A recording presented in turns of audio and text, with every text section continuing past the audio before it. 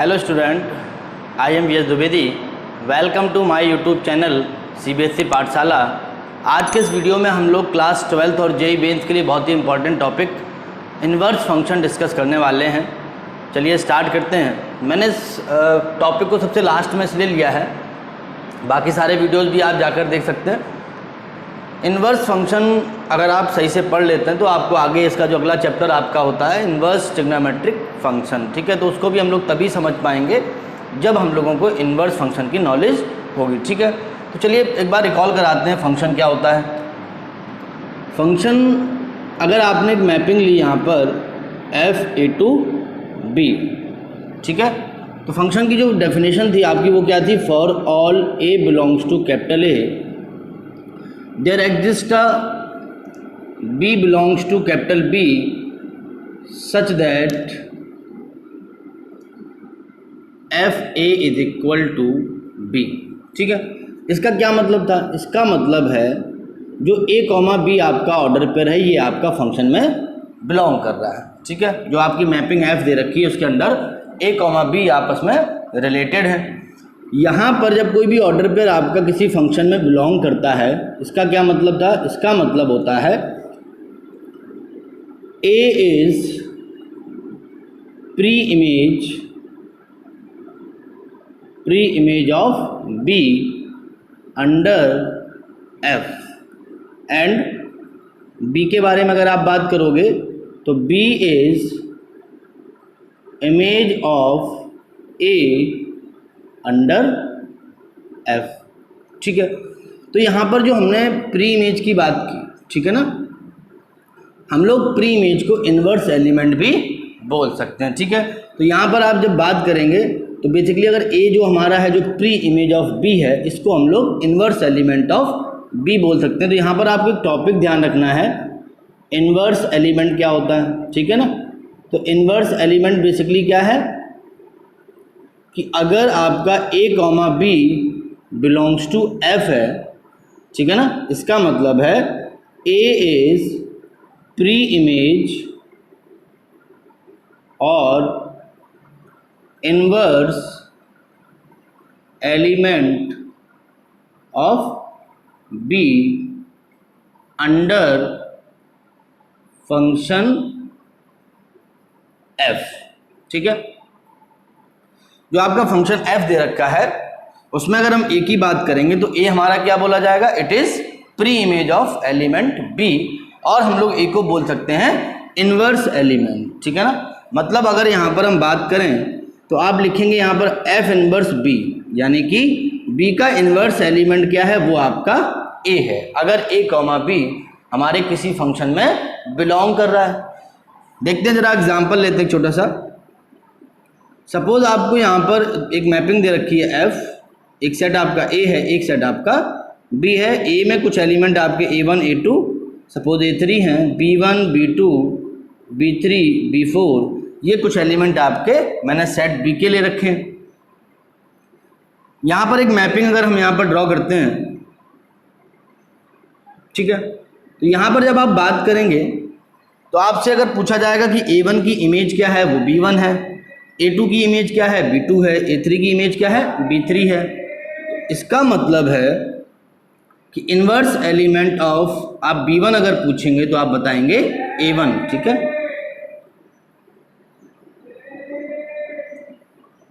ठीक है। अब अगर हम यहाँ पर B2 की बात करें तो B2 का जो इन्वर्स एलिमेंट आपका होगा ये आपका A2 हो जाएगा। अगर आप इन्वर्स एलिमेंट B3 की बात करेंगे तो ये आपका A3 हो जाएगा, ठीक है। अब इन्वर्स एलिमेंट ऑफ अगर आप B4 की बात करेंगे तो यहाँ पर जो B4 है ये किसी भी एलिमेंट की इमेज फंक्शन में नहीं है। B4 जो है किसी भी डोमेन एलिमेंट सेट A के साथ रिलेट नहीं हो रहा है, इसका मतलब है कि ये आपका एग्जिस्ट नहीं करेगा, ठीक है ना। बहुत सिंपल सा कॉन्सेप्ट है। अगर यहाँ पर आपको एक बात और समझनी है, अगर मैंने एक मैपिंग ली होती इस तरह से, यहाँ पर सपोज यहाँ पर एक एलिमेंट आपका A1 था, मैपिंग आपकी F है, ये सेट सपोज आपका A है, ये सेट आपका अगर B है। यहाँ पर अगर हम लोग A1 A2 दो एलिमेंट लेते हैं, यहाँ पर मैंने एक एलिमेंट B1 लिया, अब सपोज A1 की मैपिंग भी B1 के साथ है, A2 की मैपिंग भी B1 के साथ है, ठीक है ना। उस केस में जब आप इन्वर्स एलिमेंट ऑफ B1 की बात करेंगे तो आप क्या बताएंगे, A1 एंड A2 बोथ। ये आपके दोनों एलिमेंट जो A1 A2 हैं ये दोनों ही आपके इन्वर्स एलिमेंट ऑफ B1 होंगे, ठीक है ना। अगर आपकी A2B मैपिंग की जा रही है, F अगर आपकी एक मैपिंग है, एक फंक्शन है, उस केस में जो B1 आपका होगा उसका जो B1 का जो इन्वर्स एलिमेंट होगा, प्री इमेज जो होंगी वो आपकी यहाँ पर A1 A2 दोनों होंगी। तो यहाँ पर एक बात आपको समझ में आई होगी कि अगर कोई भी एलिमेंट आपका 1 to 1 है, मतलब अगर फंक्शन की ओवरऑल मैपिंग आपकी 1 1 है, उस केस में रेंज में जो भी इमेज आपकी एग्जिस्ट कर रही हैं उनकी प्री इमेजेस यानी जो इन्वर्स एलिमेंट होगा ये भी यूनिक होगा। लेकिन अगर आपका फंक्शन मैनी वन है, अगर आपका फंक्शन मैनी वन होगा तो जो इमेजेस ऐसी हैं जो जिनकी मल्टीपल प्री इमेजेस हैं, ठीक है ना, तो उनके जो इन्वर्स एलिमेंट होंगे ये भी हमारे मल्टीपल होंगे। इन्वर्स एलिमेंट आपके 2 या 2 से अधिक आ सकते हैं। अच्छा, दूसरी बात यहाँ पर एक बात और समझनी है कि जो आपके कोडोमेन के एलिमेंट फंक्शन की इमेज नहीं है, फंक्शन में अगर वो इमेज नहीं है मतलब अगर वो डोमेन के किसी भी एलिमेंट के साथ रिलेटेड नहीं है, उस केस में उनके इन्वर्स एलिमेंट एग्जिस्ट नहीं करेगा। क्लियर है ना। तो ये आपका सिंपल एक इन्वर्स एलिमेंट का कॉन्सेप्ट था। ये आपको अगर मालूम होगा तो आगे हम लोग इन्वर्स फंक्शन को भी आसानी से समझ सकते हैं, ठीक है। चलिए आगे हम कुछ एग्जांपल लेते हैं जरा इन्वर्स एलिमेंट के लिए। मैंने एक फंक्शन लिया f q यहाँ पर आपका सेट ऑफ रेशनल नंबर है। जो fx की आपको डेफिनेशन दे रखी है ये आपकी fx is equal to x square है, ठीक है। आपको यहाँ पर सपोज निकालने के लिए बोला जाए f इनवर्स 4, ठीक है। तो अगर आप f इनवर्स 4 निकालने की बात करेंगे, इसका मतलब अगर एक तरह से a कॉमा b की बात करी जाए तो a कॉमा b अगर f में बिलोंग कर रहा है तो b की वैल्यू क्या है, 4 है, ठीक है। b की वैल्यू 4 है मतलब फंक्शन की वैल्यू जो आपकी है ये आपको 4 दे रखी है। और अगर फंक्शन की वैल्यू अगर आपको 4 दे रखी है तो उसके करस्पॉन्डिंग आपको प्री इमेजेस निकालनी है, मतलब a की वैल्यूज निकालनी है, प्री इमेजेस निकालनी है। तो इसका मतलब है अगर आपको इन्वर्स एलिमेंट ऑफ 4 निकालना है तो यहाँ पर आपको क्या दे रखा है, fx की वैल्यू जो आपकी है ये आपकी 4 दे रखी है, b की वैल्यू एक तरह से 4 दे रखी है। fx क्या आपका एक्स स्क्वायर है, 4 रखेंगे यहाँ पे तो x आपको मिलेगा ±2, ठीक है। तो यानी इन्वर्स एलिमेंट ऑफ 4 क्या होगा, प्लस होगा 2 और -2 होगा। इसका मतलब ये जो फंक्शन आपका दे रखा है ये सिंपल सी बात है, कैसा है, एक मैनी वन फंक्शन है, ठीक है। यहीं पर अगर आपसे एक और वैल्यू निकालनी हो f इनवर्स 3, ठीक है। आपको 3 के इन्वर्स एलिमेंट निकालने हैं अंडर मैपिंग, जो भी आपको मैपिंग दे रखी है।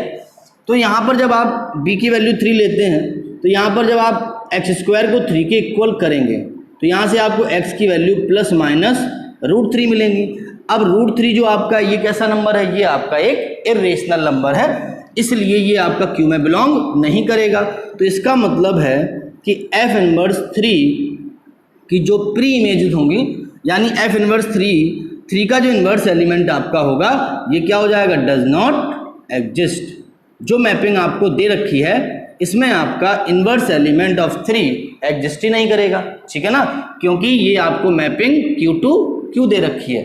जो आपके डोमेन के एलिमेंट हैं they all are belongs to rational number, और जो √3 आपका है, जो -√3 आपका है, ये आपका रेशनल नंबर नहीं है। अगर ये रेशनल नंबर नहीं है इसका मतलब है कि ये जो x की वैल्यूज़ हैं ये आपकी सेट A यानी कि सेट ऑफ रेशनल नंबर्स में बिलोंग नहीं करेगी, और जब बिलोंग नहीं करेगी तो आपको इसका इन्वर्स एलिमेंट भी नहीं मिलेगा, ठीक है ना। अच्छा, अब जरा हम लोग बात करते हैं इन्वर्स फंक्शन की, ठीक है। तो देखिए बेसिकली अगर हम बात करें यहाँ पर इन्वर्स रिलेशन हम लोगों ने पढ़ा है। अगर आपका कोई भी रिलेशन R होता है FA/B, ठीक है, तो जो R इन्वर्स आपका है वो क्या होता है, वो आपका B/A एक रिलेशन होता है। उसमें अगर A, B आपका रिलेशन में बिलोंग कर रहा है तो B, A जो आपका होगा ये आपका R इन्वर्स में बिलोंग करेगा, ठीक है। तो यहाँ पर अगर हम इन्वर्स फंक्शन की बात करें तो बेसिकली अगर आपकी कोई मैपिंग आपको A/B दे रखी है, ठीक है ना, A/B अगर आपको मैपिंग दे रखी है then a function mapping from B to A is called inverse of function f and denoted by f inverse x, या f इनवर्स से हम लोग इसको डिनोट करते हैं। x आपका यहाँ पर कोई आर्बिट्ररी एलिमेंट है, x आपका एक इंडिपेंडेंट वेरिएबल है। तो अगर f है तो आप इसको किसे f इनवर्स से डिनोट कर सकते हैं, ठीक है ना। अच्छा, अब यहाँ पर एक बात समझते हैं कि जैसे सपोज अगर मैंने एक मैपिंग ली, एक आपकी f मैपिंग है, ये आपकी सेट A है, ये आपका सेट B है, इसमें एलिमेंट आपके A1 A2 A3 लाई कर रहे हैं, B1 B2 B3 लाई कर रहे हैं, ठीक है ना। तो अगर सपोज यहाँ पर हमने गौर करें, अगर A1 की जो इमेज है वो B1 है, A2 की इमेज अगर आपकी B2 है, A3 की इमेज आपकी अगर B3 है, तो यहाँ पर इसका जो इन्वर्स फंक्शन होगा, ठीक है ना, वो क्या हो जाएगा, वो आपका B2A हो जाएगा। ये आपकी मैपिंग F अगर है तो यहाँ सेट B लेते हैं, यहाँ सेट आप अगर A लेते हैं, तो यहाँ से जो आपकी मैपिंग होगी ये आपकी अब F इन्वर्स हो जाएगी। यहाँ पर आपके B1 B2 B3, ठीक है ना, ये आपके A1 A2 A3 आएंगे। अब यहाँ पर जो सेट B है, F इन्वर्स जब मैपिंग आप लोगे तो जो सेट B हो जाएगा ये क्या हो जाएगा, डोमेन ऑफ फंक्शन, और सेट A जो आपका होगा वो हो जाएगा कोडोमेन ऑफ फंक्शन, ठीक है। तो B1 की जो इमेज होगी वो क्या होगी, A1 होगी, B2 की इमेज A2 है और B3 की इमेज A3। यहाँ से देख लो आप, A1 की जब यहाँ इस फंक्शन की बात कर रहे थे तो A1 की जो आपकी इमेज है वो B1 है, A2 की इमेज B2 है, A3 की इमेज B3 है। तो यहाँ पर जब आप इन्वर्स बनाएंगे, एक इन्वर्स रिलेशन बनाते हैं, तो यहाँ पर अब जो ये रिलेशन है, अगर ये फंक्शन की कंडीशन को होल्ड कर रहा है तो ये क्या हो जाएगा, ये इस फंक्शन के करस्पॉन्डिंग एक इन्वर्स फंक्शन होगा। अगर ये f है तो ये आपका f इन्वर्स हो जाएगा, ठीक है ना। मतलब अगर यहाँ पर हमारा लिखा हुआ है f A1 कितना है तो आप लिखेंगे B1, और यहाँ पर जब आप बात करेंगे तो f इन्वर्स आपका B1 कितना होगा, ये आपका होगा A1। इसी तरह से आप बाकी ऑर्डर पेयर, बाकी एलिमेंट के लिए भी वैल्यूज को लिख सकते हैं, ठीक है ना। तो इन्वर्स फंक्शन ये आपका यहाँ पर हो गया। बहुत सिंपल सी बात है कि अगर कोई भी मैपिंग आपकी A to B, f function आपका है, अगर वो मैपिंग आपकी A to B की जाती है तो जो आपका रूल बनेगा फॉर B to A, उसी रिलेशन में अगर आप बनाएं, उसी फंक्शन में आप अगर रिलेशन डेफिनेशन बनाते हैं, उस केस में जो आपका रूल डिफाइन होगा, जो भी आपका फंक्शन डिफाइन होगा, उसको इस गिवन फंक्शन के रिस्पेक्ट में आप इन्वर्स फंक्शन बोलेंगे। अब यहाँ पर इंपॉर्टेंट बात ये आती है कि जब हम इन्वर्स फंक्शन बनाते हैं तो क्या हमेशा इन्वर्स फंक्शन एग्जिस्ट कर सकता है। यहाँ पर नोटिस करने वाली बात यह है कि जब मैंने इसको फंक्शन बनाया था तो ये आपका फंक्शन देखिए 1 1 भी है और ऑन टू भी था, और जब मैंने इसका इन्वर्स फंक्शन बनाया वो भी आपका एग्जिस्ट कर रहा है, क्योंकि ये भी आपका 1 1 ऑन टू है, ठीक है। यहाँ पर आप ऑब्जर्व कर रहे हैं कि जब इस फंक्शन में अगर हम प्राइमरी कंडीशंस लगाते हैं फंक्शन की, क्या कंडीशन लगाते हैं, for all element belongs to set B there exist a unique image in set A. तो यहाँ पर ऐसा बिल्कुल हो रहा है, इसलिए ये आपका फंक्शन हो जाएगा, ठीक है। अब यहाँ पर समझने वाली बात है कि अगर सपोज आपको एक एफ की मैपिंग दे रखी होती, ठीक है, मतलब एक मैपिंग आपको दे रखी है, इसमें एक एलिमेंट अगर आपका ए है, एक एलिमेंट अगर आपका सपोज A1 A2 मान लेते हैं, A1 A2 है, और यहाँ पर एक एलिमेंट अगर आपका B1 है। अब A1 की इमेज भी अगर क्या है, B1 है, और A2 की इमेज भी अगर क्या है, B2 है। अगर यहाँ से हम इन्वर्स रिलेशन बनाते हैं तो बताइए जरा आप, जो इन्वर्स रिलेशन आपका बनेगा उसको हम नाम फिलहाल में दे रहे हैं F इन्वर्स, ठीक है। यहाँ पर आपका B1 आ जाएगा और यहाँ पर आपका A1 A2 आ जाएगा, ये सेट B हो जाएगा, ये सेट आपका A हो जाएगा, ठीक है ना। अब बताइए जरा यहाँ पर जब आप इन्वर्स रिलेशन बनाएंगे तो B1 क्या होगा, B1 आपका A1 से भी रिलेट होगा और A2 से भी रिलेट होगा, ठीक है ना। अब हम लोग फंक्शन की कंडीशन को जरा रिकॉल कराते हैं। क्या होती है condition, every element of set A, अगर मैपिंग आपकी F A to B define है उस केस में क्या कंडीशन होती है, all element of A belongs to capital A there exist a unique image. तो तो यहाँ पर अगर हम बात करेंगे तो B1 की इमेज की बात अगर आप करोगे तो ये रिलेशन है, फिलहाल में क्या है, रिलेशन अभी। तो अब अगर आप FB1 की बात करोगे तो इसकी जो इमेज आपको मिलेगी वो A1 और A2 मिलेगी। तो अगर अब यहाँ पर ये एक रिलेशन आपका है, ये आपकी डोमेन है, इसमें जब हम इसकी इमेज की बात करेंगे तो आपको A1 A2 दो इमेजेस मिल रही हैं, किस एलिमेंट के लिए, B1 के लिए। तो इसका क्या मतलब है कि जो फंक्शन की कंडीशन होती है, कौन सी कंडीशन, यूनिक इमेज, वो यहाँ पर कंडीशन होल्ड नहीं कर रही है। इसका मतलब है ये रिलेशन तो होगा बट ये इनवर्स रिलेशन यानी कि फंक्शन नहीं होगा। ये आपका देखिए, ये अगर रिलेशन है तो ये आपका उसका इनवर्स रिलेशन हो जाएगा, ठीक है। ये अगर आपका फंक्शन है, ये बिल्कुल फंक्शन है बट ये आपका फंक्शन नहीं है, ठीक है। तो ये आपका देखिए रिलेशन है, ठीक है। ये रिलेशन अगर आपका है, ये रिलेशन अगर आपका है तो ये आपका रिलेशन हो जाएगा, उसका इनवर्स रिलेशन होगा, ठीक है ना। ये अगर आपका आर रिलेशन है, ये अगर आपका आर रिलेशन है तो ये आपका आर इनवर्स रिलेशन हो जाएगा। बट अगर ये आपका फंक्शन एफ है, ठीक है ना, तो ये आपका एफ इनवर्स फंक्शन नहीं होगा, ये आपका इसका इनवर्स फंक्शन नहीं है। तो यहां से आपको एक इंपॉर्टेंट बात समझनी है कि अगर किसी फंक्शन को a to b उसका इनवर्स एग्जिस्ट कराना है, उस केस में फंक्शन का 1-1 होना बहुत जरूरी है। देखिए यहां पर ये फंक्शन कैसा था, ये फंक्शन आपका मैनी वन फंक्शन है, बट ये फंक्शन आपका कैसा है, ये फंक्शन आपका देखिए फंक्शन ही नहीं है। क्यों फंक्शन नहीं है, क्योंकि ये मैनी वन होने की वजह से जब हम इनवर्स ड्रॉ कर रहे हैं तो इनवर्स में एलिमेंट की यूनिक इमेज एग्जिस्ट नहीं कर रही है, मल्टीपल इमेजेस आ रही हैं। और जब मल्टीपल इमेजेस आएंगी तो फंक्शन की जो कंडीशन होती है unique image, every element have unique image, ये कंडीशन आपको होल्ड नहीं करेगी। इस केस में ये फंक्शन नहीं होगा, ठीक है, नॉट अ फंक्शन, ठीक है। तो एक बात यहां पर हम लोग पहुंचते हैं एक इंपॉर्टेंट रिजल्ट पे कि अगर आपका कोई भी फंक्शन a to b दिया गया है, उसका इनवर्स एग्जिस्टेंस के लिए उसका 1-1 होना जरूरी है, ठीक है, सबसे पहली बात। अब अगर यहीं पर हम बात करें, देखिए दूसरी, कि अगर आपको एक मैपिंग दे रखी है f a to b, ये आपकी f मैपिंग है a to b दे रखी है, ठीक है। अब यहाँ पर एक एलिमेंट आपका a1 था, ये आपका a2 था, ये आपका b1 है, ये आपका b2 है, ये आपका b3 है। चलिए हम ये सीख गए हैं कि फंक्शन आपका 1-1 होना जरूरी है, तो इसको हम 1-1 बना लेते हैं, a1 a2, ठीक है। अब जरा हम इसका इनवर्स फंक्शन, यानी अगर इसको अभी फिलहाल में हम लोग क्या मानते हैं, चलिए ये रिलेशन आपका है, ये आपका अगर एक आर रिलेशन है तो इसका हम रिलेशन इनवर्स रिलेशन ड्रॉ करते हैं। तो आप यहाँ से जब इसका इनवर्स रिलेशन ड्रॉ करेंगे, चलिए उसका नाम फिलहाल में अगर हम लिख लें आर इनवर्स, फिलहाल में तो एफ इनवर्स नाम तो दे ही सकते हैं ना, तो b to a, ठीक है। ये आपके जो एलिमेंट आए b1 b2 b3, ये a1 a2 आए। अब जरा इनवर्स रिलेशन को मैप कराते हैं, तो b1 हमारा किससे रिलेट है, a1 से, b2 आपका a2 से।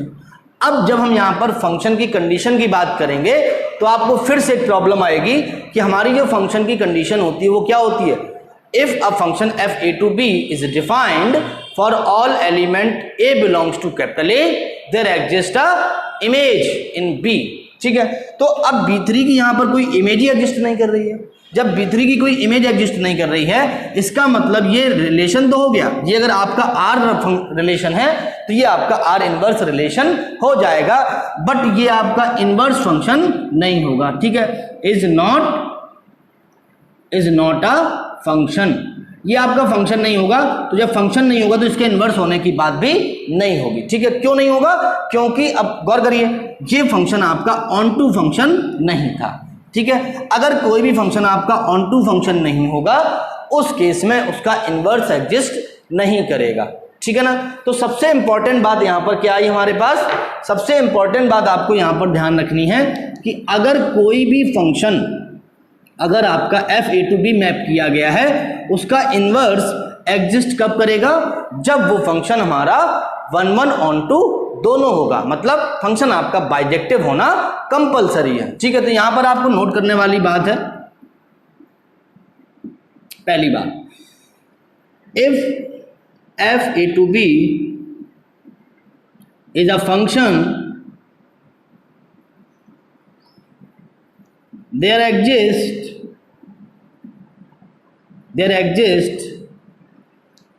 a function there exists a function f inverse b to a which is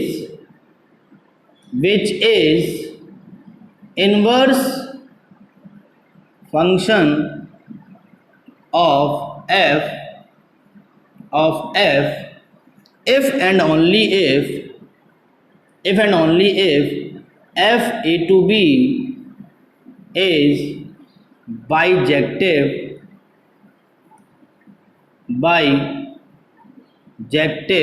function. मतलब अगर आपका कोई भी फंक्शन 1 1 on 2 दोनों होगा, उसी केस में f का इनवर्स एग्जिस्ट करेगा। ठीक है ना। देखिए जरा यहाँ पे सपोज मैंने यहाँ पर एक मैपिंग ली f a b a1 a2 a3 b1 b2 b3। अब अगर मैं इसको 1 1 बना रहा हूँ और ये आपका ऑन टू भी है, ठीक है, ये आपका 1 1 फंक्शन भी है और ये आपका ऑन टू भी है। डिफरेंट एलिमेंट की डिफरेंट इमेज है, इसलिए ये 1 1 हो गया। और सेट बी यानी कोडोमेन जो आपकी है वो रेंज के इक्वल आ रही है, इसलिए ये फंक्शन आपका ऑन टू फंक्शन हो गया। अब जरा अगर इसकी इनवर्स मैपिंग निकालोगे आप, तो इनवर्स मैपिंग के लिए क्या करोगे, हम इनवर्स मैपिंग की जब बात करेंगे तो बी टू ए मैप करेंगे, बी टू ई मैप करोगे तो b1 b2 b3 a1 a2 a3 map कराते हैं। ये आप देखिए यहाँ पर मैपिंग हुई, तो यहाँ पर बताइए जरा ये फंक्शन होगा, बिल्कुल होगा। For all element belongs to B there exist a image and have unique image. तो यहाँ पर हमारे पास फंक्शन की जो बेसिक कंडीशन होती हैं वो दोनों कंडीशन यहाँ पर होल्ड हो रही हैं। सभी एलिमेंट की इमेज है और सभी एलिमेंट की यूनिक इमेज है, इसलिए ये हमारा अगर f फंक्शन है तो ये हमारा इसका f इनवर्स फंक्शन हो जाएगा। ठीक है, तो अगर f फंक्शन आपका a टू b एग्जिस्ट करता है तो f इनवर्स जो आपका होगा वो b टू a एग्जिस्ट करेगा। ठीक है, अब यहाँ पर दूसरी इंपॉर्टेंट बात आपको क्या ध्यान रखनी है, ये तो पहली हो गई। पहली क्या बात हो गई कि अगर कोई भी फंक्शन f दिया गया है उसका इनवर्स केवल तब एग्जिस्ट कर सकता है जब वो फंक्शन आपका बाइजेक्टिव फंक्शन होगा, मतलब इंजेक्टिव और सब्जेक्टिव दोनों होना चाहिए। ठीक है, दूसरी यहां पर अगर हम बात करते हैं तो दूसरी बात आपको क्या करनी है, एक domain of f is equal to range of f inverse and range of f is equal to domain of f inverse. ये भी आपकी एक इंपॉर्टेंट बात है। देखिए यहां पर जब हम डोमेन की बात करेंगे तो आपको क्या मिलेगा, a1 a2 a3। ठीक है, और इस फंक्शन की जब हम रेंज की बात करेंगे तो आपको क्या मिलेगा, a1 a2 a3। इसका मतलब है अगर किसी फंक्शन और उसके इनवर्स में बात की जाए तो उस फंक्शन की जो डोमेन होगी, f की जो डोमेन होगी वो f इनवर्स के रेंज के बराबर होगी। दूसरी बात यहाँ पर अगर हम इसकी रेंज की बात करेंगे तो b1 b2 b3 जो f की रेंज है आपकी है वो सेट b1 b2 b3 होगा। लेकिन जब हम लोग f इनवर्स की डोमेन की बात करेंगे तो वो भी देखिए इक्वल आ रही है, b1 b2 b3। तो यहाँ पर क्या होगा, range of f is equal to domain of f inverse. ठीक है, तो ये आपका इनवर्स का जो कॉन्सेप्ट होता है बहुत सिंपल सा कॉन्सेप्ट है। अगर किसी फंक्शन का इनवर्स एग्जिस्ट करेगा तो पहली बात ध्यान रखिएगा, f a टू b अगर मैपिंग आपकी है तो इनवर्स की जो मैपिंग होगी वो आपकी b टू a होगी। दूसरी बात आपको ध्यान रखनी है, अगर f का इनवर्स एग्जिस्ट कर रहा है it means f is bijective function. f आपका 1 1 on 2 होगा, f आपका इंजेक्टिव सरजेक्टिव होगा। ठीक है ना, तो ये आपका इनवर्स का कॉन्सेप्ट था, बहुत आसानी से आपने समझ लिया। यहाँ पर जरा एक एग्जांपल देखते हैं। सपोज आपको एक सेट दिया गया a इज इक्वल टू 1 2 3 4, ठीक है, और एक आपको सेट b दिया गया है, b इज इक्वल टू आपको दिया है 2 4 6 8। एक मैपिंग दे रखी है आपको f a टू b, ठीक है, और यहाँ पर आपको fx दे रखा है 2x। ठीक है ना, तो अगर यहाँ पर आप f निकालेंगे तो बताइए जरा, order set of order pair form में लिख लेते हैं। तो यहाँ पर अगर आप बात करेंगे, जब आप डोमेन के एलिमेंट डालेंगे फंक्शन में तो आपको उसकी करस्पॉन्डिंग इमेजेस मिलती जाएंगी। तो उसका ऑर्डर फिर हम लोग यहाँ पर बना सकते हैं। तो 1 जब आप पुट करेंगे तो क्या मिलेगा 1, 2, 2 पे मिलेगा 2, 4, 3 पे मिलेगा आपको 3, 6 एंड 4 पे आपको मिलेगा 4, 8। आपने गौर किया यहाँ पर कि जो f हमारा बन के आ रहा है, फंक्शन तो बन रहा है बिल्कुल ऑब्वियसली, कोई दिक्कत नहीं है। अब ये जो फंक्शन हमारा f बना यहाँ पर, ये आपका इंजेक्टिव भी है और सरजेक्टिव भी है। देखिए अगर इसकी डोमेन की बात की जाएगी तो 1 की इमेज, देखिए कोई कहीं मल्टीपल इमेज मिल रही है, नहीं मिल रही है। तो 1 जो आपका ये फंक्शन है, 1 की एक ही इमेज है, 2 की एक इमेज है, 3 की एक इमेज है, 4 की एक इमेज है। अब यहाँ पर कोई भी ऐसी इमेज नहीं है जिसकी प्री इमेजेस सेम हो, ठीक है ना, ऐसी कोई इमेज नहीं है। तो ये हमारा फंक्शन हो जाएगा, कोई प्रॉब्लम नहीं है। अब ये फंक्शन आपका 1, 1 है क्या? तो बिल्कुल 1, 1 है, क्योंकि डिफरेंट डोमेन एलिमेंट की डिफरेंट इमेजेस है। तीसरी बात, अगर ये फंक्शन जो कोडोमेन दे रखी थी मुझे सेट बी, अगर मैं इस फंक्शन की रेंज निकालता हूं तो वो रेंज क्या आएगी? वो आएगी आपकी 2, 4, 6, 8। इसका मतलब है इसकी जो रेंज है, इस फंक्शन की जो रेंज आपकी है वो सेट बी के बराबर आ रही है। तो रेंज इक्वल टू क्या आ रही है? कोडोमेन आ रही है। इसका मतलब हमारा फंक्शन ऑन टू हो जाएगा, सरजेक्टिव हो जाएगा, ठीक है। अब इसका अगर आप इनवर्स लिखेंगे तो ऑर्डर फेयर फॉर्म में अगर इसका इनवर्स आपको लिखने को बोला जाएगा तो आप क्या बताएंगे? ये आपका हो जाएगा 2, 1, 4, 2, 6, 3, 8, 4। ये आपका इसका इनवर्स फंक्शन हो गया, ठीक है। अगर मैपिंग की बात करें यहाँ पर, देखिए मैपिंग में अगर हम लोग ड्रॉ करते हैं तो अगर ये आपकी f है, a है, ये आपका b है, यहाँ पर 1, 2, 3, 4, 2, 4, 6, 8, ठीक है। 1 आपका 2 से मैप है, 2 आपका 4 से मैप है, 3 आपका 6 से मैप है, 4 आपका 8 से मैप है। तो आप देख पा रहे हैं बड़े आराम से कि ये फंक्शन आपका 1, 1 ऑन टू दोनों है, बाइजेक्टिव फंक्शन है ये हमारा। तो अगर आप इसका इनवर्स फंक्शन ड्रॉ करेंगे यहाँ पर तो वो कहाँ से कहाँ तक होगा? ये आपका b to a होगा, ठीक है। तो ये मैपिंग आपकी जो होगी वो f इनवर्स होगी। अब मैंने क्या बताया था, जो रेंज ऑफ f होती है वो डोमेन ऑफ b होगी। b के एलिमेंट क्या थे हमारे? 2, 4, 6, 8। a क्या है हमारा? 1, 2, 3, 4। 2 किससे मैप होगा? 1 से, ये 4 2 से, 6 3 से और 8 आपका 4 से मैप हो जाएगा बहुत आसानी से, ठीक है। तो ये आपका अगर f फंक्शन है तो ये आपका f इनवर्स फंक्शन है। इसकी डोमेन क्या है? 1, 2, 3। इसकी डोमेन क्या है? 2, 4, 6, 8। इसकी रेंज क्या है? 2, 4, 6, 8। इनवर्स की रेंज क्या है? 1, 2, 3, 4। यहाँ पर आप सारे फंक्शन से रिलेटेड कंटेंट निकाल सकते हैं, ठीक है ना। तो ये आपका एक सिंपल एग्जाम्पल हो गया। एक और एग्जाम्पल देखते हैं, क्वेश्चन लेते हैं। इसमें आपको एक सेट S दिया गया है 1, 2, 3, ठीक है। एक फंक्शन आपका यहाँ पर ड्रॉ किया गया है f(s)(s), ठीक है। मैं कुछ मैपिंग लिख रहा हूँ यहाँ नीचे। f1 मैंने लिखा है यहाँ पर, f1 आपको दे रखा है 1, 1, 2, 2 एंड 3, ठीक है। दूसरी मैंने मैपिंग लिखी हुई है f2, ये आपकी है 1, 2, 2, 1 एंड 3, 1, ठीक है। दूसरी मैपिंग है। तीसरी आपको मैपिंग दे रखी है S2S 1, 3, 1, 3, 3, 2 एंड 2, 1, ठीक।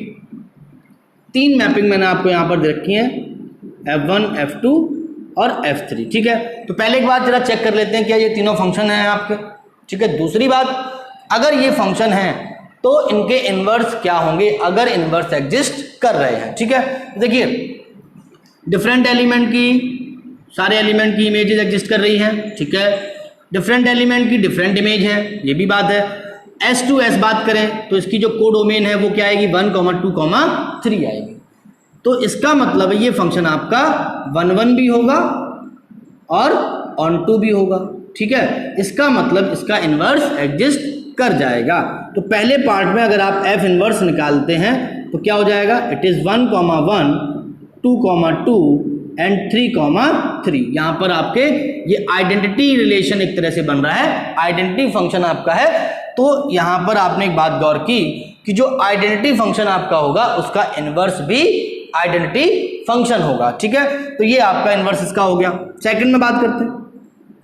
जो सेकंड आपको F2 दे रखा है, 1 पे 2 है, 2 पे 1 है, 3 पे 1 है। तो एक बात यहां पर आपने गौर की कि 1 पे भी आपको 1 पे जो इमेज है वो 2 है। ठीक है, बट 2 की जो इमेज है वो 1 है, 3 की इमेज भी क्या है 1 है। Different element have same image. यहाँ पर 2 की और 3 की इमेज सेम है, इसका मतलब फंक्शन हमारा 1 1 नहीं है। ये फंक्शन कैसा हो जाएगा? ये फंक्शन आपका मैनी वन फंक्शन हो जाएगा। दूसरी बात, अगर इसकी रेंज निकालेंगे आप तो इसकी रेंज क्या आएगी? देखिए 2,1 आएगी, है ना। 2,1 एक 1 पे रिपीट हो रहा है, तो ये फंक्शन आपका जो है ये ऑन टू भी नहीं है, मैनी वन है, और क्या है इनटू है। ऑन टू जो नहीं होते वो क्या होते हैं? इनटू होते हैं। तो ये फंक्शन आपका मैनी वन है और इनटू फंक्शन है। इसका मतलब है सेकंड में अगर बात करेंगे तो एफ इनवर्स आपका जो F1 का था, F2 का था, इट डज नॉट एग्जिस्ट।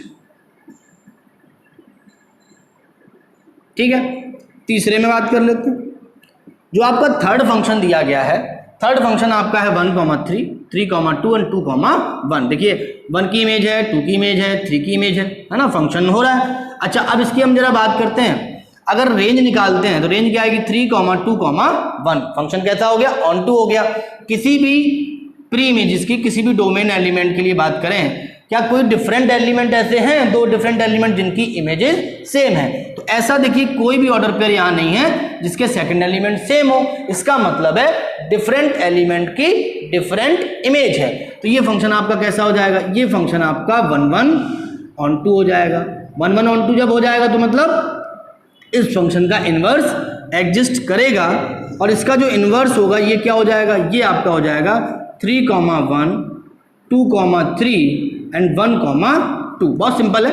ठीक है, ये आपका इसका इनवर्स फंक्शन हो गया। कोई डाउट? आई थिंक कोई डाउट नहीं होगा। अगर कोई भी डाउट आपको इनवर्स में यहाँ तक है तो आप मुझे कमेंट करिए, मैं आपको बहुत जल्दी से उसका रिप्लाई करने की कोशिश करूँगा।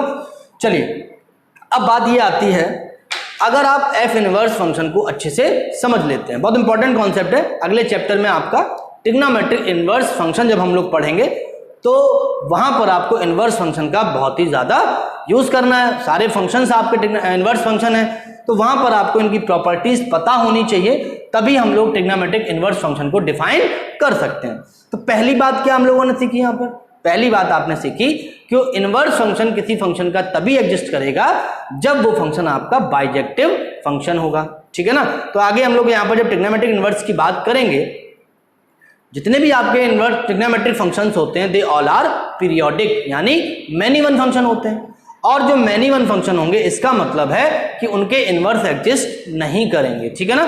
तो अब इनवर्स एग्जिस्ट नहीं कर रहे हैं, फिर भी हमें पूरा चैप्टर पढ़ना है। इसका क्या मतलब है? इसका सिंपल सा मतलब है कि जब आपको कोई फंक्शन पीरियोडिक दिया गया है, मैनी वन दिया गया है, अगर हम उसकी डोमेन और रेंज को रेस्ट्रिक्टेड कर देते हैं, हम उसके उस पर्टिकुलर पोर्शन को लेते हैं, उस पर्टिकुलर पार्ट को लेते हैं जिस पार्ट में हमारा फंक्शन बाइजेक्टिव है, उस केस में हम उसका इनवर्स एग्जिस्ट करा सकते हैं। तो जितने भी आपके ट्रिग्नोमेट्रिक फंक्शंस हैं उनके साथ भी यही किया गया।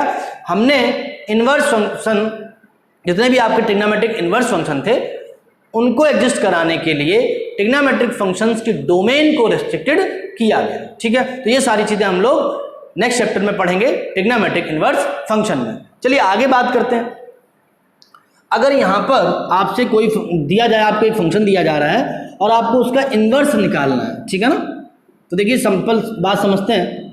अगर कोई भी मैपिंग आपको दे रखी है और मुझे उसका इनवर्स निकालना, ठीक है, तो मेथड क्या होगा उसके लिए जरा बात करते हैं।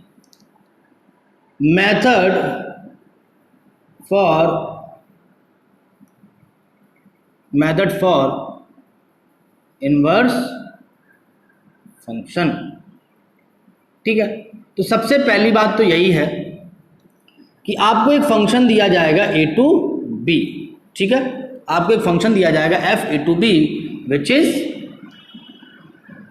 Is bijective. ये आपका एक बाइजेक्टिव फंक्शन होना चाहिए। ठीक है, तभी हम उसके इनवर्स की बात कर सकते हैं। दूसरी बात आप क्या करेंगे? दूसरी बात आप क्या करेंगे कि जो आपको y equal to f x दिया गया, जो भी आपको फंक्शन की डेफिनेशन दे रखी है, हम उसको y इक्वल टू मान लेंगे। तो let y is equal to f x. Y equal to f x मानने का मतलब है, जब आप इन्वर्स में सोचेंगे तो इसका मतलब क्या होगा कि x इज इक्वल टू ये आपका एफ इन्वर्स y मुझे निकालना है, ठीक है ना। तो तीसरी बात आपकी क्या होगी, यूजिंग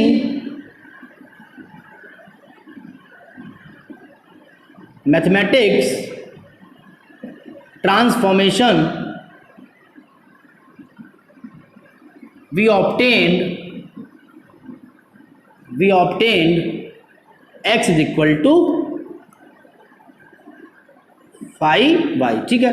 जो आपको y is equal to F x definition दे रखी है, इसमें आप कुछ भी आप क्रॉस मल्टीप्लाई करेंगे, आप लॉग लेंगे, आप अलग अलग तरीके के, कोई सेट रूल नहीं है, अकॉर्डिंग टू क्वेश्चन आप यहाँ पर रूल फॉलो करेंगे और आप y equal to f x definition से x इज इक्वल टू कुछ 5y निकालेंगे। इस डेफिनेशन में आप x को इवेल्युएट करेंगे, जब आप x को निकालेंगे तो x आपका इन टर्म्स ऑफ y आएगा, ठीक है। तो हमारा क्या प्रोसेस होगा, हम लोग x को यहाँ पर x को एक्सप्रेस करेंगे इन टर्म्स ऑफ y।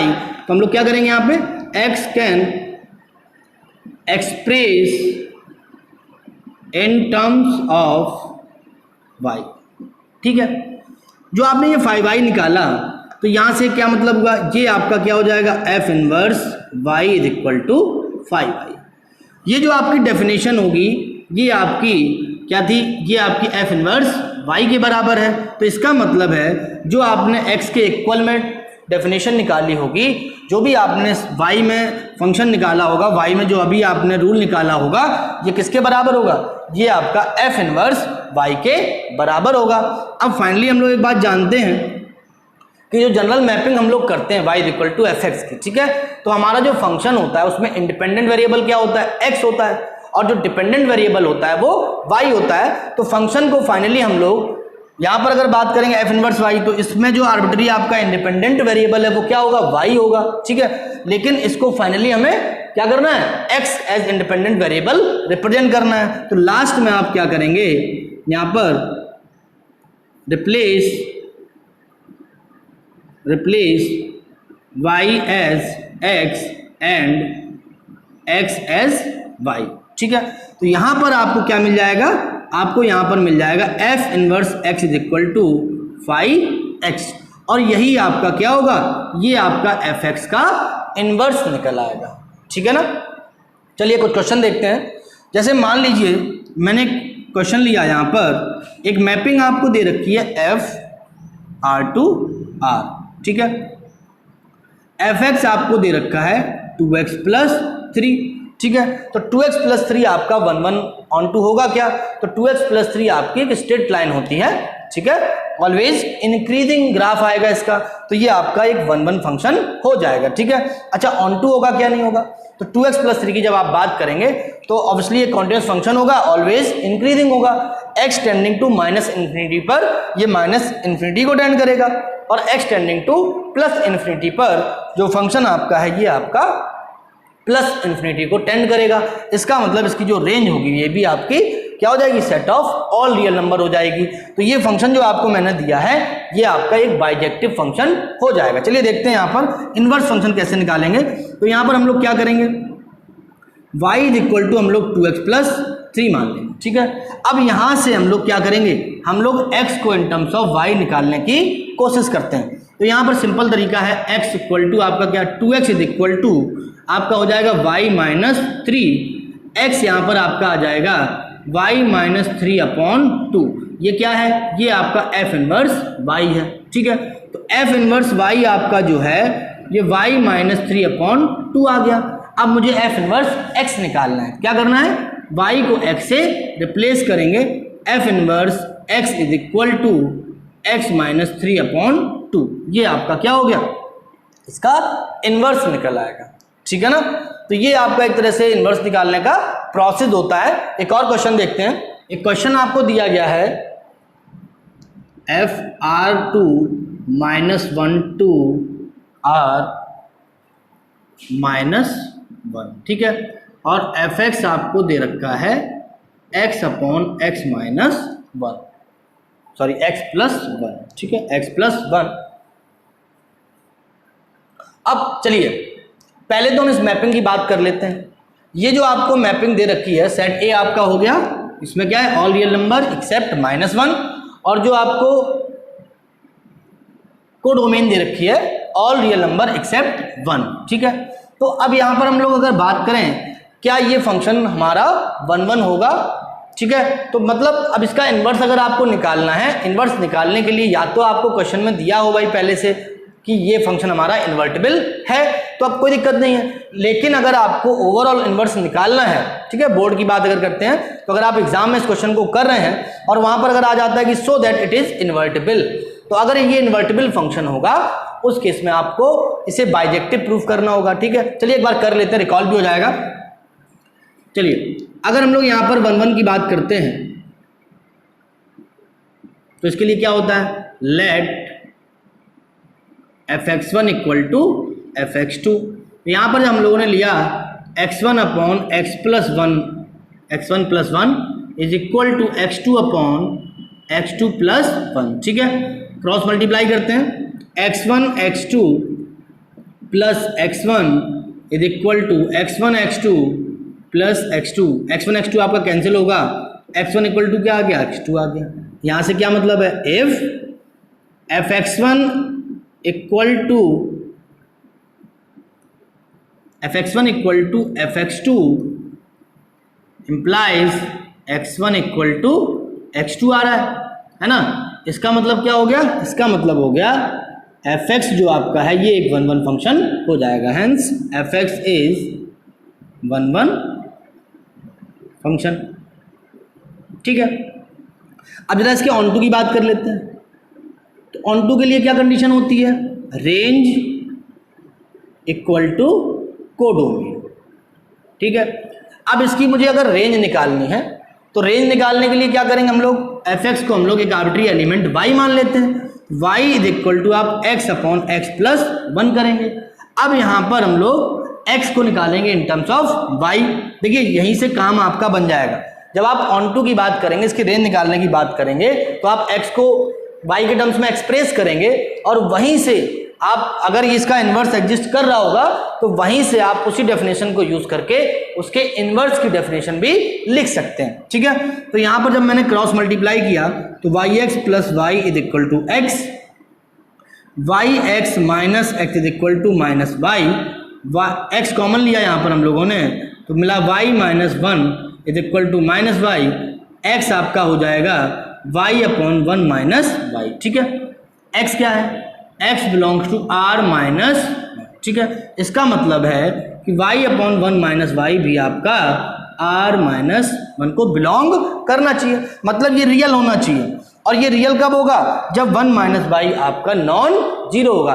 कोई भी टर्म आपका, कोई भी रेशनल फंक्शन आपका कब होगा रियल, वो रियल तब होगा जब उसका डिनोमिनेटर नॉन जीरो हो। तो यहाँ पर अगर हम बात करेंगे 1 माइनस वाई आपका जीरो कब हो रहा है, y इज इक्वल टू 1 पे, तो इसका मतलब y नॉट इक्वल टू क्या होगा, 1 लेना होगा। तो इसका मतलब है इसकी जो रेंज आएगी y belongs to r minus 1। देखिए ये रेंज आई, ये क्या है इसकी, ये इसकी रेंज आ रही है।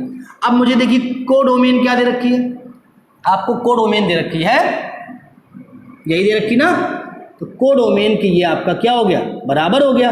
इसका मतलब है कि जो आपको गिवन फंक्शन ये दे रखा है इस a और b सेट के लिए ये फंक्शन आपका बाइजेक्टिव हो जाएगा। इसका मतलब क्या हुआ कि जो fx आपका है ये आपका इन्वर्टिबल है, ठीक है। fx अगर आपका इन्वर्टिबल होगा तो इसका इन्वर्स फंक्शन क्या होगा, देखिए मैंने यहीं पे काम कर लिया ना, इसी का यूज कर लेते हैं।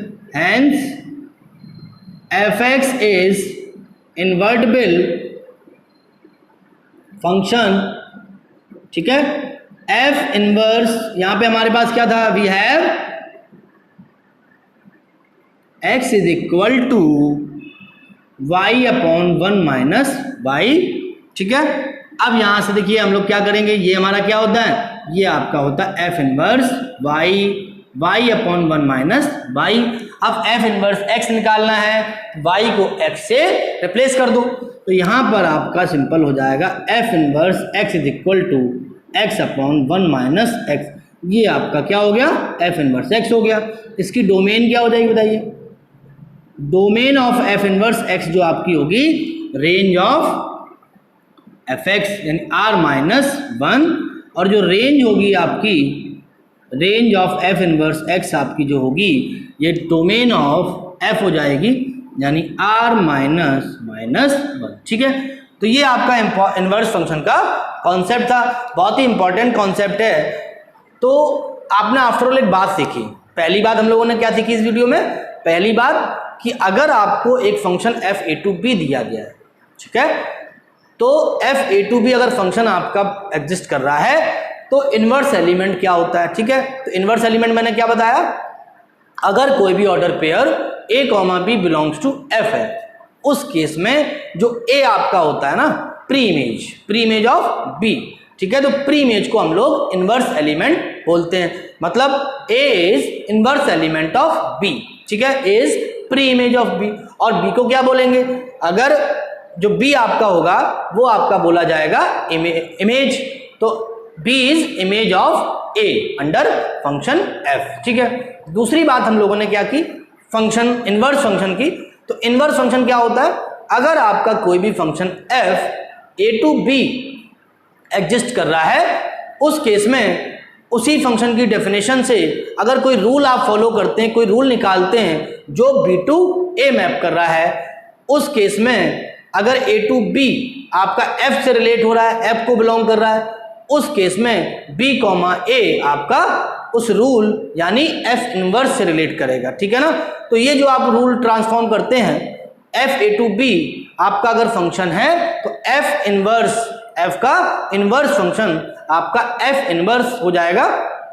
ठीक है, एफ इनवर्स एक्स क्या हो जाएगा, उस बी टू ए हो जाएगा। ठीक है ना, उसको कैसे निकालते हैं, उसको निकालने के लिए जनरली हम लोग क्या करते हैं कि जो भी आपको फंक्शन की डेफिनेशन दे रखी है एफ एक्स, उसको हम लोग एक आर्बिट्री एलिमेंट y के इक्वल मान लेते हैं। y इज इक्वल टू आपने एफ एक्स को लेट किया, उसके बाद आप मैथमेटिकल ट्रांसफॉर्मेशन करके x को in terms of y express करते हैं, तो ये x जो आपका है, ठीक है ना, वो क्या हो गया, वो आपका f इनवर्स y हो गया।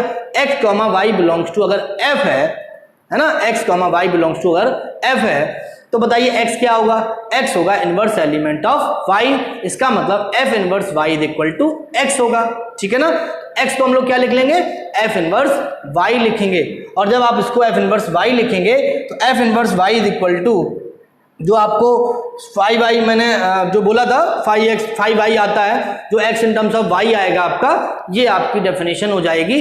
बाद में आप y को x से रिप्लेस कर देते हैं तो आपको f इनवर्स x निकल आएगा। ठीक है, दूसरी बात, किसी भी फंक्शन का इनवर्स एग्जिस्टेंस करने के लिए सबसे इंपॉर्टेंट कंडीशन है फंक्शन आपका बाइजेक्टिव फंक्शन होगा। ठीक है, इनवर्स फंक्शन को समझने के बाद हम लोग कुछ इनवर्स फंक्शन की प्रॉपर्टीज समझ लेते हैं। पहली एक प्रॉपर्टी क्या है, ये तो मैंने पहले ही बता दिया है कि अगर कोई भी फंक्शन आपका एफ ए टू बी होगा, it should be invertible only if it is a bijective function. ठीक है, पहली प्रॉपर्टी हमारी यही है कि if a function is invertible it should be a bijective function. अगर आपका कोई फंक्शन बाइजेक्टिव होगा तभी उसका इन्वर्स एग्जिस्ट करेगा। ठीक है, दूसरी बात क्या है, दूसरी बात आपकी है inverse of a bijective function is unique. ठीक है, देखिए जब हम लोग एफ ए टू बी बनाएंगे तो उसका जो इन्वर्स जी बी टू ए निकलेगा। ठीक है, जी अगर सपोज आपका एफ का इन्वर्स है तो ध्यान रखिएगा कि जो एफ फंक्शन आपका एफ ए टू बी था ये आपका एक यूनिक बाइजेक्टिव फंक्शन था, तो उसका जो इन्वर्स फंक्शन होगा वो भी यूनिक होगा।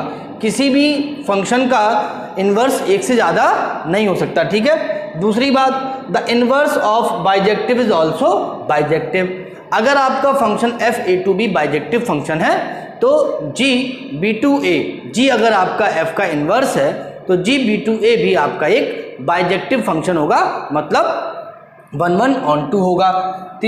नेक्स्ट आपका है कि अगर आपको कोई भी फंक्शन, ध्यान से समझिए बात, अगर आपको कोई भी function f A to B दिया गया है और एक सपोज आपको एक फंक्शन आपको जी बी टू ए दिया गया है, उस केस में जो कॉम्पोजिशन यानी कि गॉफ और फॉग होंगे both are equal to an identity function. मतलब अगर आपका देखिए एक function f A to B दिया गया है, एक आपको फंक्शन जी दिया गया, बी टू ए दिया गया है, और अगर ये आपके इन्वर्टिबल टू ईच अदर, अगर ए जो आपके एफ और जी हैं अगर ये इन्वर्टिबल टू ईच अदर यानी ये एक दूसरे के अगर इन्वर्स फंक्शन है, उस केस में जो फॉग आपका होगा ये एक आपका आइडेंटिटी फंक्शन होगा अंडर डोमेन बी, और जो गॉफ होगा आपका ये भी एक आइडेंटिटी फंक्शन होगा अंडर डोमेन ए। ये तो आपको पता ही होगा ना, गॉफ एग्जिस्ट करता है तो गॉफ की जो डोमेन होती है वो डोमेन क्या होती है, डोमेन ऑफ एफ होती है, और एफ की डोमेन क्या है, ए है। और फॉग के लिए जब हम बात करेंगे तो फॉग भी क्या होगा आपका आइडेंटिटी फंक्शन के बराबर होगा,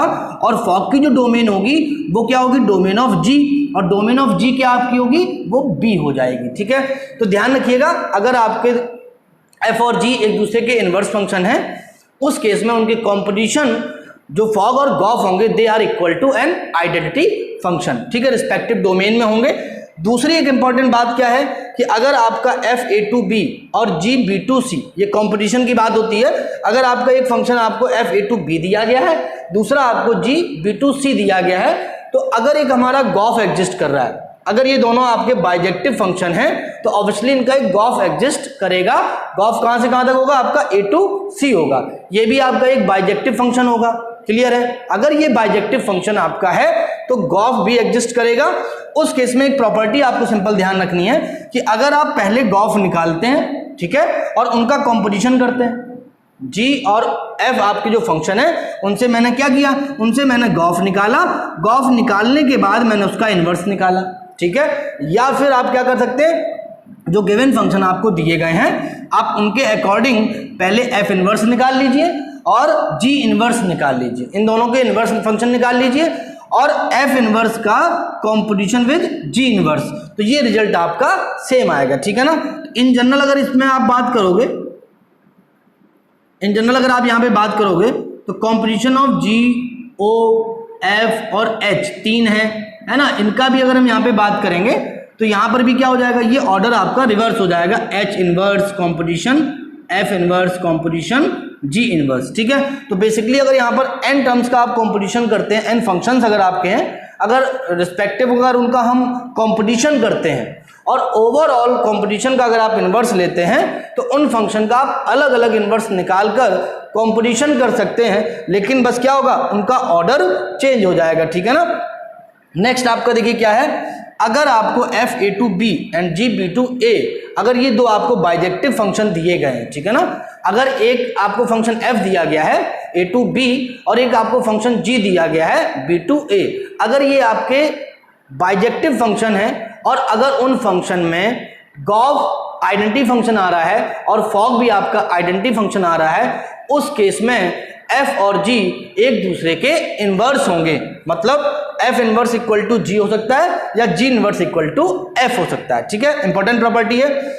नेक्स्ट आपकी लास्ट प्रॉपर्टी है कि अगर आप किसी इनवर्स फंक्शन का इनवर्स निकालते हैं तो आपको वही फंक्शन दोबारा से मिल जाएगा। मतलब अगर आपको एक F(a)(b) बाइजेक्टिव फंक्शन दिया गया है, उस केस में इनवर्स ऑफ F क्या होगा, वो आपका F हो जाएगा। ठीक है, तो ये आपकी प्रॉपर्टीज थी, बहुत ही इंपॉर्टेंट प्रॉपर्टीज हैं। तो आज के वीडियो में हम लोगों ने इनवर्स एलिमेंट, इनवर्स फंक्शन और इनवर्स फंक्शन की प्रॉपर्टीज को डिस्कस किया। आज के वीडियो में यहीं तक, थैंक यू।